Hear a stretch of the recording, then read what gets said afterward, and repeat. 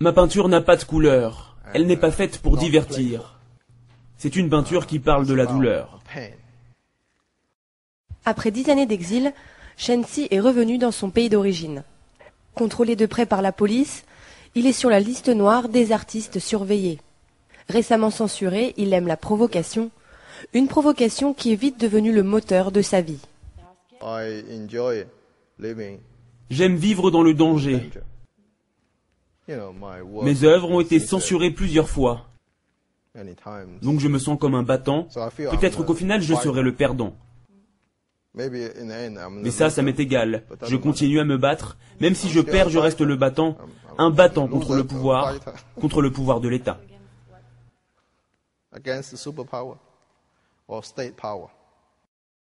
Les œuvres qui ont le plus fait parler d'elle, ce sont celles qui représentent sa main gauche.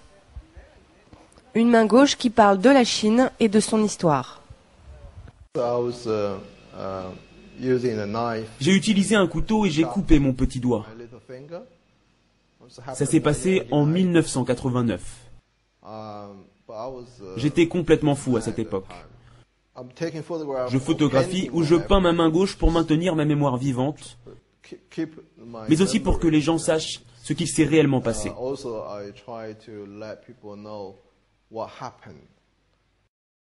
Shensi est un artiste chinois, mais aussi un témoin de l'histoire, pour aider le peuple chinois à se souvenir de son passé. Ils ne veulent surtout pas se souvenir de quelque chose de froid et de difficile, de cette douleur. Alors ils font comme si tout ça fait partie du passé, mais au fond je pense qu'ils ont toujours cette cicatrice en eux.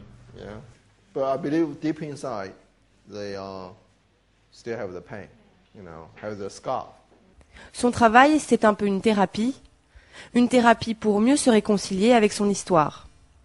Interdit d'exposer en Chine, Shensi arrive tout de même à faire voyager ses œuvres. Il expose actuellement aux États-Unis.